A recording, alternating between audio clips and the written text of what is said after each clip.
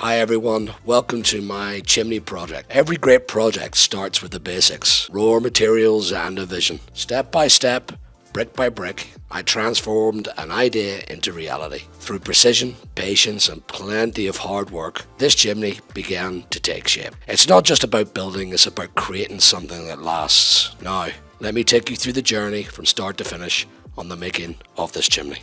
Please like and subscribe. Love you all.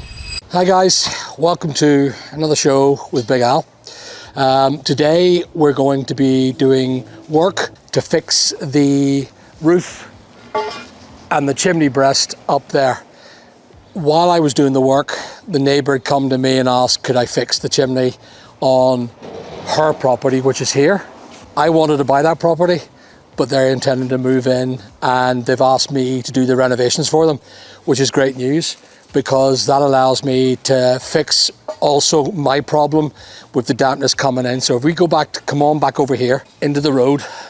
So if you have a look above here, the chimney that is rendered to the left of my property, the cream property, has got LED flashing already attached to it. However, this one, the grey building that is in bad state of disrepair as well, this one here has no LED flashing, nor has it got a LED tray, and that is causing liquid to go into the walls and wreck both the walls in my property and her property. So she's asked me to renovate that whole entire building from the top, take down that chimney and pull away the actual brick and rebuild the actual brick after putting a LED flashing in. More or less making it waterproof, the house waterproof and watertight for the future. What I have to do is I have to build scaffolding. Once we've done the scaffolding, we have to dismantle the roof and we have to make it waterproof while we're getting the LED tray prepped and soldered. And I'll show you how that's done. I will probably have the LED tray done in the studio. This property here is now under my care and I intend to do a great job and show what it's like to be doing that. Remember, this property doesn't belong to me. This is a client's property now that's asked me to do it. The idea really is now we're just putting the star bars out and we're putting the transoms in and we're putting the feet in so we can get it balanced and right, and then we're going to go up and put all the scaffolding planks in. I may have to put netting above to stop residue from falling down, but because we have our own property, odds are it won't fall down on top of customers, but I will put a bit of netting on the top row just to make sure nothing slides and leaps onto the street, onto a customer, or better than that, onto a car. Sorry to interrupt you, but the majority of you people that are enjoying my videos are not subscribed. Please subscribe, like, and click alerts for new videos. Right, okay.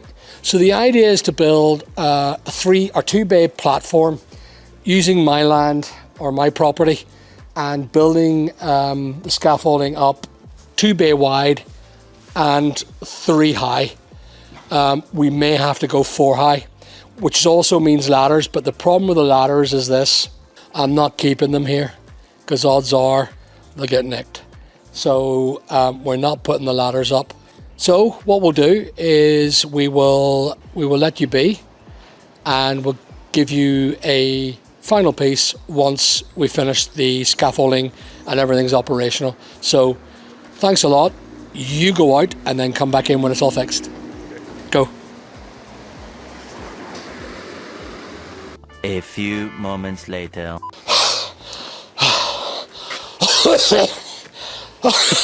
Done it. Sorted.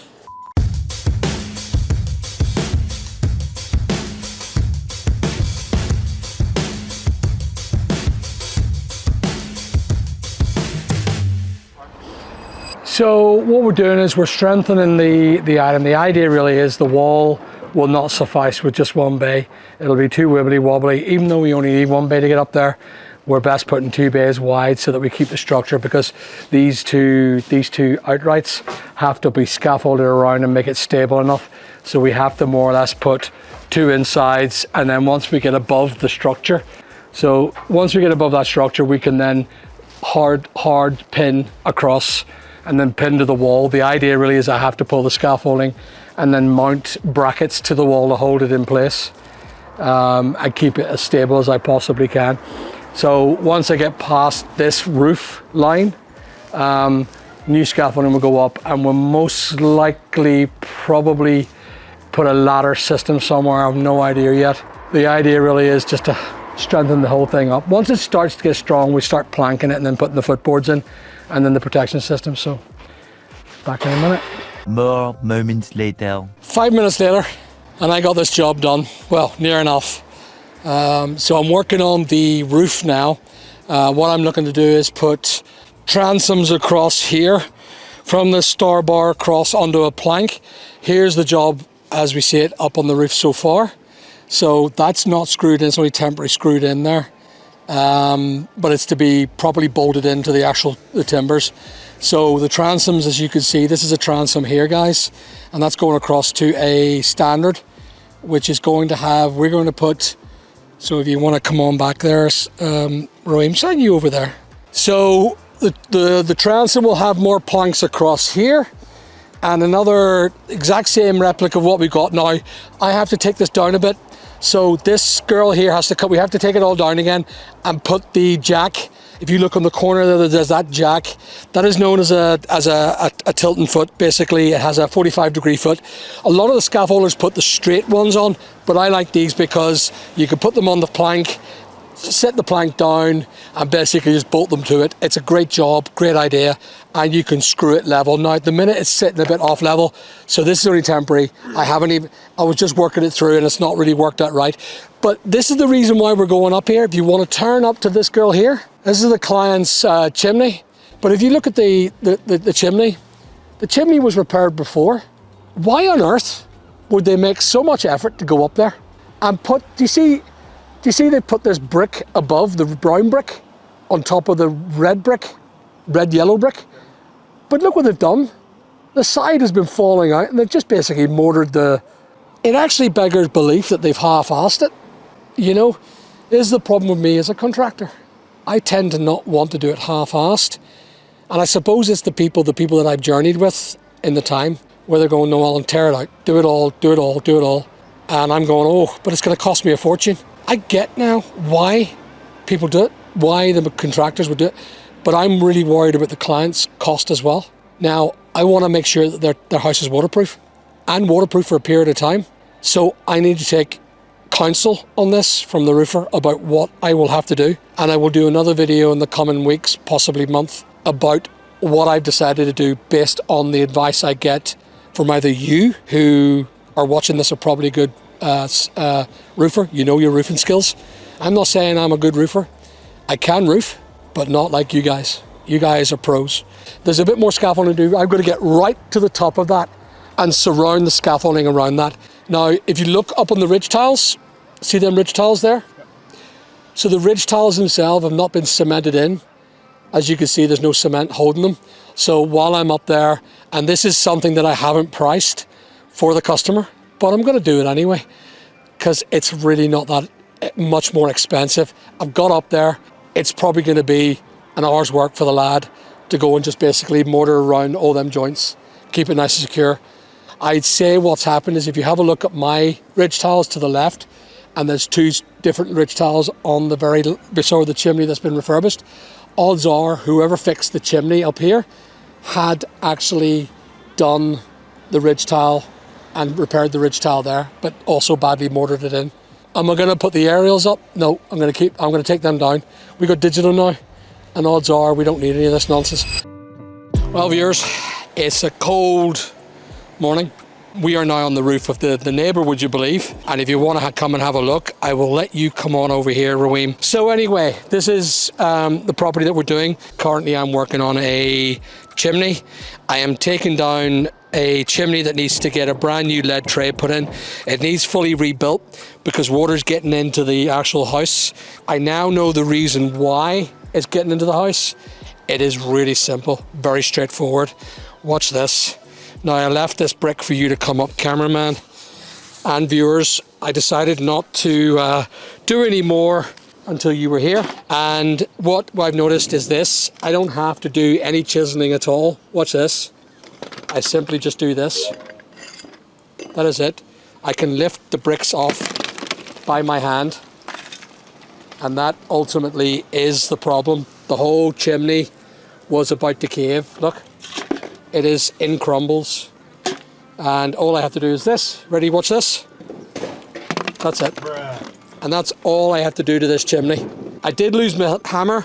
It went down there, in there, so I've lost my hammer. I know that that area is blocked off.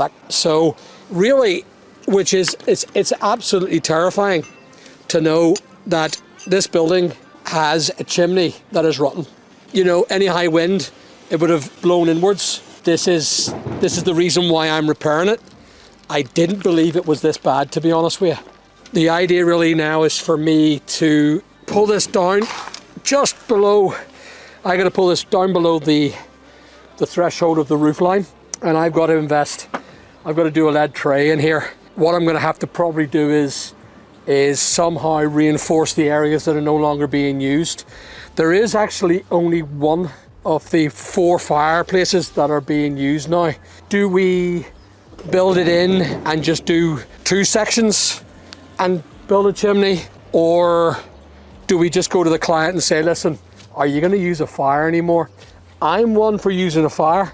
This area is a smokeless area, so you can only use smokeless fuels for this area. So the customer will have to make a decision. If it turns out to be rotten further down, we have to keep going down until we get good mortar, or else the new chimney that I build will be putting on bad foundations, and that could pull it in. I really don't want to do that. So the idea really is when I start having to chisel it out with a Hilti, then I know that I'm on good foundation. But currently this stuff is just falling apart. It is a lime mortar, but it's dry. It's not a wet lime mortar. You know, this house was built 100 years ago. You'd expect it to last a bit more than it has, to be honest with you. Not one piece of effort to take this thing down. This is probably one of the easiest deconstructions I've ever done. I'm not even sweating, look. There's no sweat at all. They put a mortar line in here, but the water just gets in and seeps in here. It's been tarred, so they painted a tar on it and then put like a load of cement on top. But look at the state of that. I mean, that's never gonna work. Now, saying that, I'm coming to more solid jointing now, which is good. That's a good sign. If I have to keep pulling it off by my hand, that is a bad sign. Yeah, you go ahead and go back. Now, as I keep going down, the brick starts to get a bit harder to pull off, which I like. Now, what is this now? What do I see here? There's a bit of, there's something. That mortar's getting solid now. That's getting harder. That's good. That's good news. I'm glad of that, because I didn't want to tell the customer, here, listen, your brick, we have to take it all apart. You know, we have to go further down into the house, which is a nightmare when if you have to go into the roof space and start dismantling the chimney. It's not the easiest task.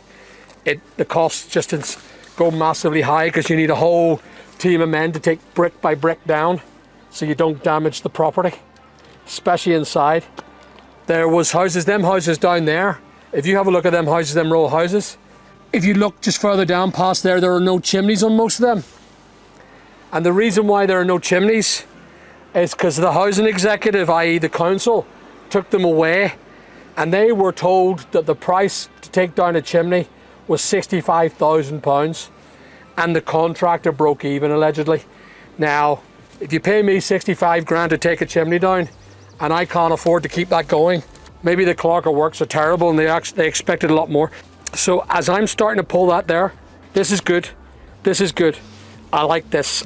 Oh, near enough good. You know, it's getting tighter, and tighter is good.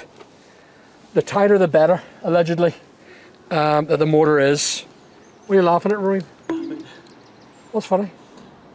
I just said the tighter the mortar the better. What?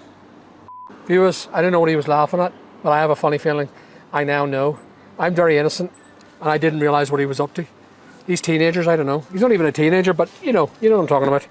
Anyway, that's really it. So I have to pull this down a few more row of block or a row of brick. I then have to find some way of properly closing this in, building a lead tray, and putting the lead tray in, and then starting to build our chimney back up with brand new brick. And I will probably see if the customer wants it rendered, And if we render it and plaster it, I think that'd be a better idea, to be honest with you.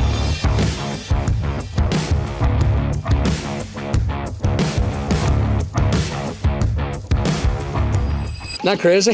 What do you think of that, viewers? Chimneys on top of roofs. Are they really secure? Question mark. I can imagine the title now.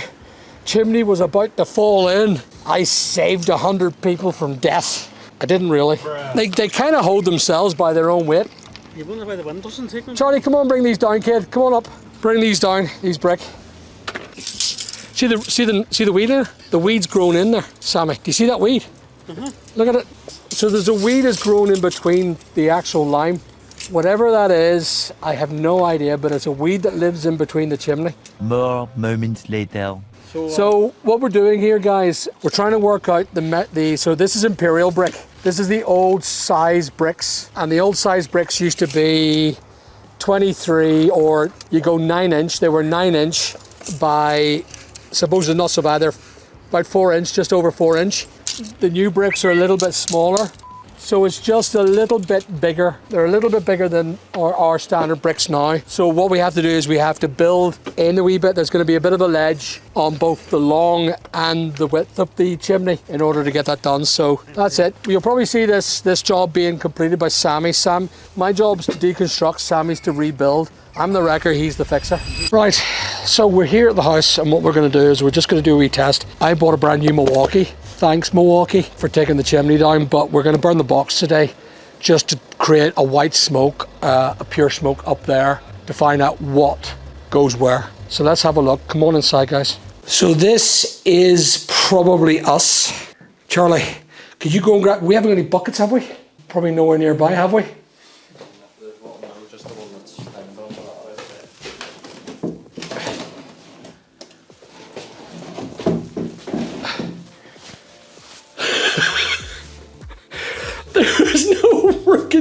There's no chimney in here.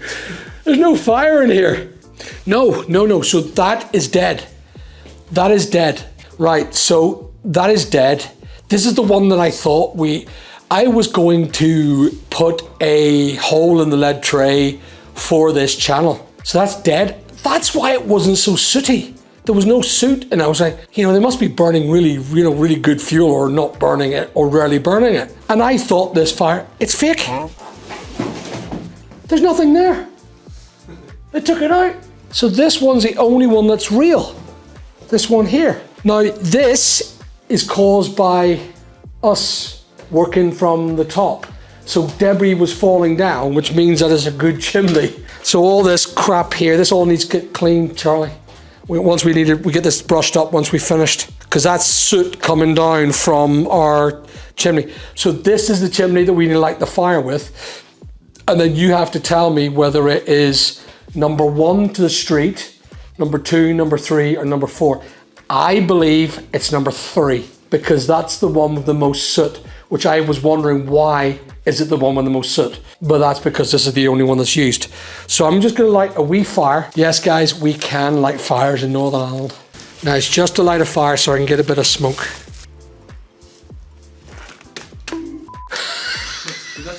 It just fell and put it out again. Okay, so the idea is just to create enough smoke so that's now going to create a smoke up inside, up the chimney, and I do believe it's number 3. Has he come back? Has the monkey come back? Yes, around. Well, Number 3. Yay! Come on. Number 3 it is. So okay, so what I'm doing right now is I'm just basically leveling out the motor here. There needs to be a new line going out here soon.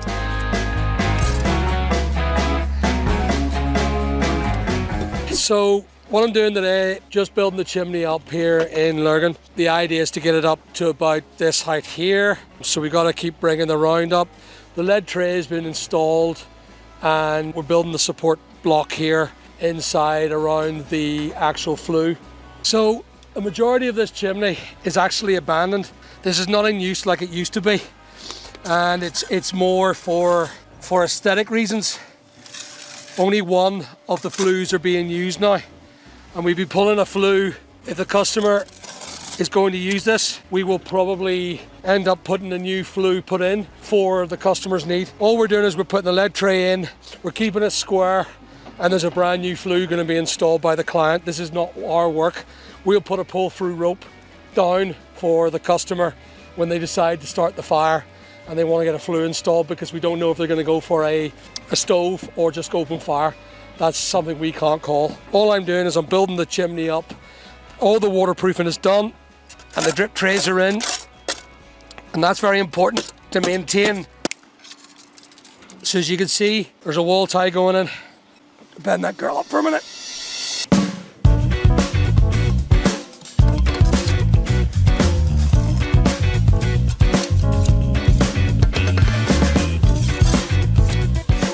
Now, of course, there'll be loads of people who'll say, Alan, but you're doing it wrong. All right, guys, I've told you, I'm not a bricklayer. I'm an electrician. And yeah, I do know how to bricklay, but not to your level. The good news is, I do it. Right, so this here, this is, if you look over in that chimney over there, them little drops of lead. What I'm doing is I'm placing these pieces of lead and I'm overlapping them so that they go into the actual brickwork itself, and they overlap with each other, and they overlap by an inch. And all I do is I just neatly install it there and make sure it's well mortared in. We have to oil the lead as well, so we do. So all I'm doing is I'm just mucking up my bed. Now again, I'm not going to say to you that I know how to do it the way brick boys know how to do it. As I say, I'm not a bricklayer, guys. I am a contractor that has to learn every skill set in order to, when there's a shortage of staff or things go wrong or we need an emergency, I'm there to help out. And I believe I can do it just as well as everybody else. And you have to do it. You know, I'm of a size where I can't just bring people in. I'm going to make sure there's no skidders going in here, because I don't want skidders loading the chimney. And the drip tray is there, but I want to make sure that these skidders inside the chimney are gone. We got a spare bucket, Charlie? I could put this rubbish into. Okay, as you can see with the level, what I've done here, I'm just aligning the level to make sure that the bricks are nice and square and in line. So what I do is I just basically pull my level across and just pull out that it's nice and square. I also check, but there is the problem with this area here, it's got lead, which won't get my bubble correct. Once I go up above and start getting that, I'll start straightening up and making sure she's nice and square. Not just square, but upright, 90 and plumb, yeah. Okay, all right, so keep going. Put my next bed in. Now this is the last bed that requires this work here. So I'm just pulling my bed out. And the idea really is to get a full row in here. And again, you guys will probably all do it differently than I am, and there's going to be thousands of people that'll say, oh no, you're not doing that f***ing right. Well, this is what it is. This is how I do it.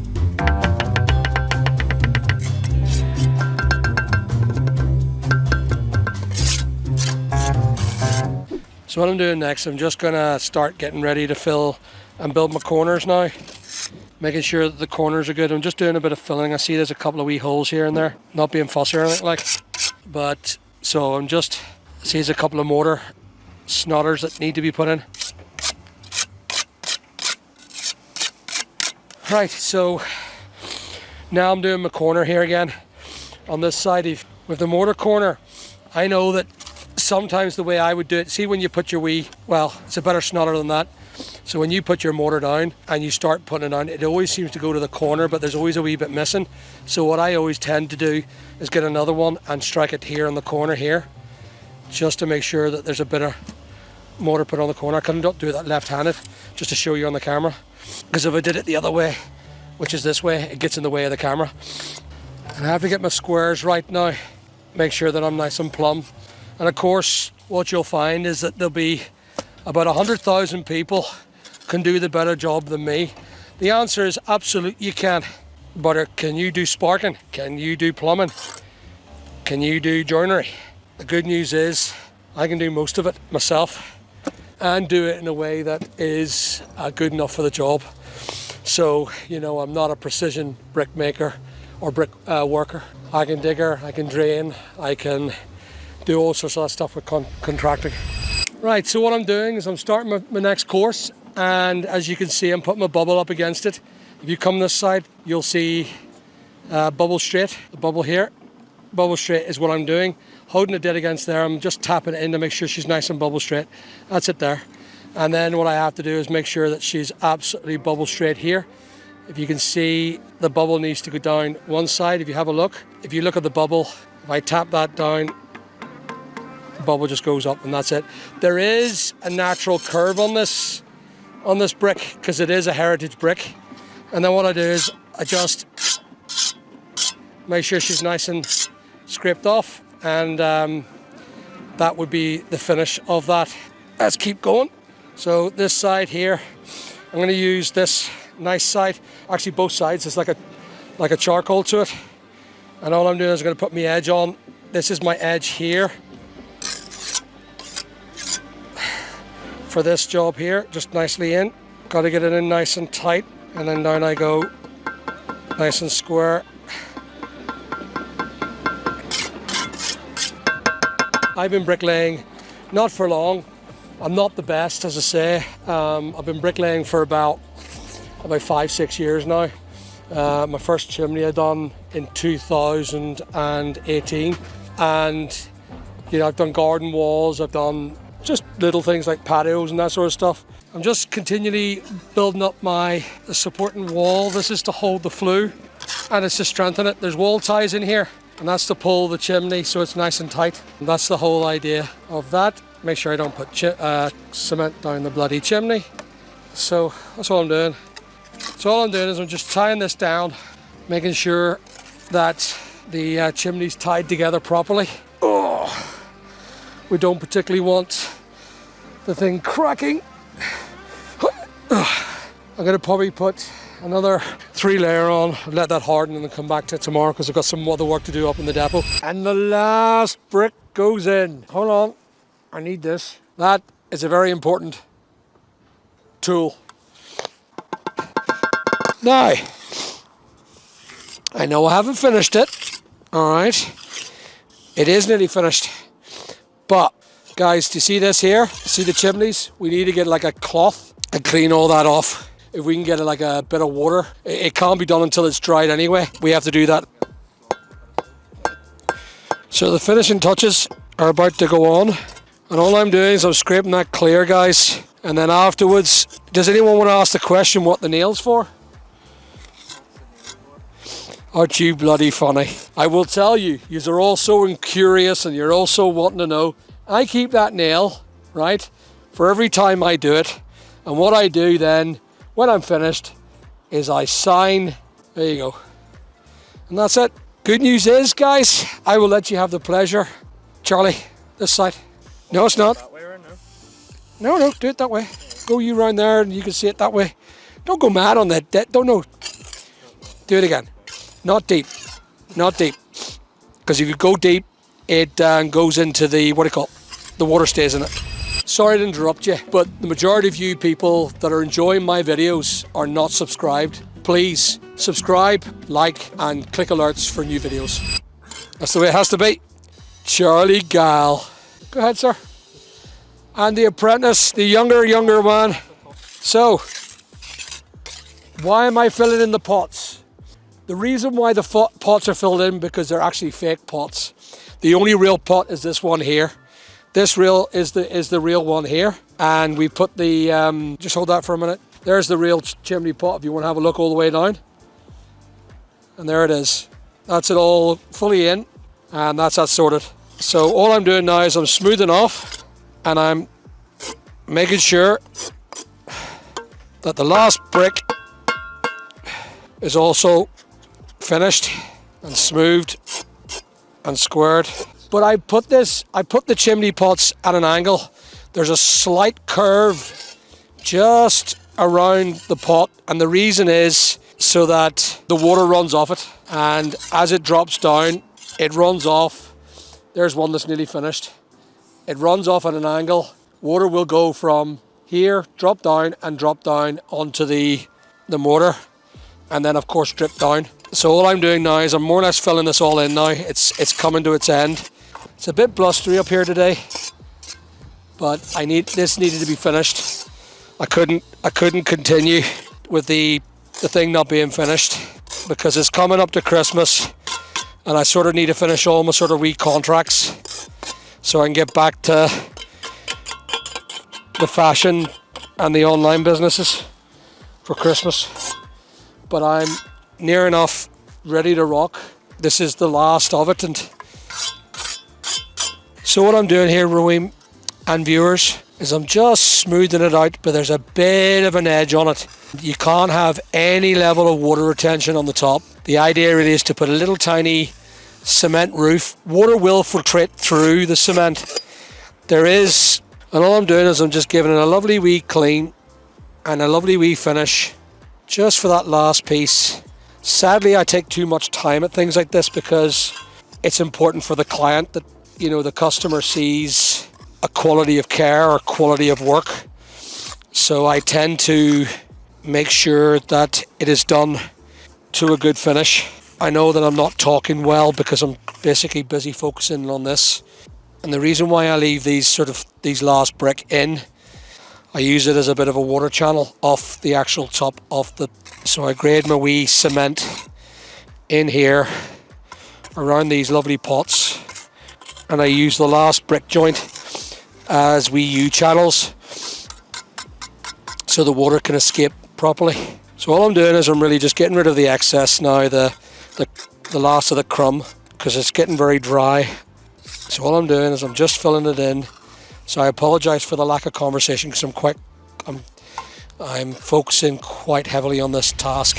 Hi guys, so in order to keep water off the chimney now, the chimneys will normally take water in. The good news is down below, just down here, if you want to go on down, there's a lead tray with a drip function. This drips out water when water gets inside the chimney breast, and it goes down there onto the roof and then into the gully. So the idea really is it is waterproof internally. So the lead tray stops the water from getting inside the house. That was the reason why this chimney stack was built for the client. We've already done our fake chimney pots. Sadly, the customer only needed one, but I decided to replace them with some nice brown finished ones. Now it needs all nice wee clean. We have to get it clean once the cement settles on it. Right now, what I'm doing is I'm making other channels for water retention. If you come and have a look here, the last brick joint is one of the biggest ones in between these two. The last two, there was a bit more of a spacing because of the fact that it was spaced out, and I didn't put a brick thing in because I didn't put a brick insert in there because I want to have the water running off and running into here. So I've it all cleaned off. The water will come off here, which is a circular item. It will come and it will drip down here, into here, and then off onto the roof. And that's the whole plan of keeping it nice and waterproof. Again, it's not to say that it will always be fully waterproof, but by putting a wee bit of an angle against the chimney, you're allowing more water to run off quicker. And therein lies less water retention and less work for the lead tray to do.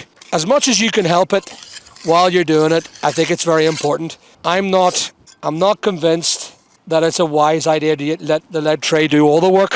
Why not let some of water retention or some of the water that goes onto the chimney naturally come off the top rather than go into the house and onto the lead tray. I'm nearly finished, and this project is due its completion. We're just doing a clean-up operation. What do you got there, Charlie? About 5 weeks ago actually, we've been at this job for 5 weeks. Not every day we've been at this job, but we were employed about 5-6 weeks ago. Actually, I would even say 6 weeks ago. That is it finished now. I just have to dust off a few little joints. And as far as I'm concerned, this job is done. I'd like to thank the client for the work, and if you have a look, you can go and have a look at what we did. This is the chimney with a 3-tier out, a water drip. So when the water comes off here, it drips out further, but I like the 3 because I think it looks a lot nicer. But that is the job done.